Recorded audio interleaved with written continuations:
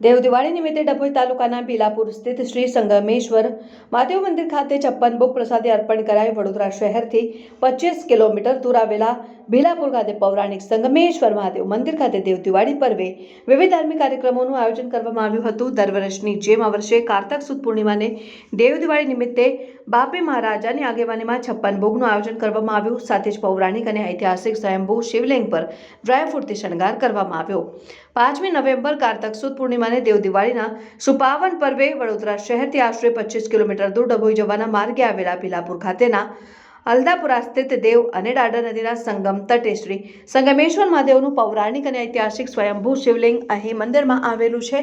અહીં બાપી મહારાજની કૃપા અને નિશ્રામાં જંગલો અને ખેતરો વચ્ચે કુદરતી સૌંદર્યમય વાતાવરણમાં અહીં દર વર્ષની જેમ આ વર્ષે પણ દેવ દિવાળી નિમિત્તે શ્રી સંગમેશ્વર મહાદેવ મંદિર ખાતે શિવલિંગને ડ્રાયફ્રૂટ્સ અને નંદી મહારાજને ફૂલો તથા રુદ્રાક્ષથી શણગારવામાં આવ્યા હતા અને સાથે 56 ભોગની પ્રસાદી અર્પણ કરવામાં આવી હતી, જેમાં અલગ અલગ શ્રદ્ધાળુઓ દ્વારા પોતાના ઘરેથી બનાવેલી શુદ્ધ સાત્વિક વાનગી ઓને 56 ભોગની પ્રસાદી અર્પણ કરવામાં આવી હતી, જેમાં મોટી સંખ્યામાં ભક્તો ઉપસ્થિત રહ્યા હતા અને અહીં શ્રાવણ માસમાં કાવડ યાત્રા યોજાય છે। સાથે જ મહાશિવરાત્રી પર્વની ઉજવણી કરવામાં આવે છે।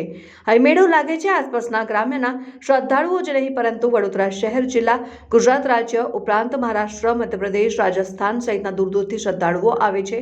અહીં ભોળાનાથ સૌ ભક્તોની મનોકામના પૂર્ણ કરતા હોય છે તેવી શ્રદ્ધાળુઓની આસ્થા છે। સાથે જ લોકો બાપી મહારાજના આશીર્વાદ કૃપા માટે આવતા હોય છે અને અહીં લોકવાયકા મુજબ પાવાગઢના પતઈ રાજા માતાજીના શાપથી પીડિત હતો અને તેમણે મહાદેવની કૃપાથી દેવ દાદર નદીમાં સ્નાન કરીને કિનારે સંગમેશ્વર મહાદેવની પૂજા તપસ્યા કરતા તેમનું પત રોગ નષ્ટ થયું હતું અને અહીં દેવ દિવાળીના આગલા દિવસથી દૂર દૂરથી ભક્તો આવી પહોંચ્યા હતા। આશરે 550 વર્ષ પૌરાણિક મંદિર હોવાનું જાણવા મળ્યું છે। જોકે હકીકતમાં કોણે અને ક્યારે આ શિવલિંગની સ્થાપના કરાઈ હતી તે વિશે અહીં વૃદ્ધોને પણ જ્ઞાત નથી।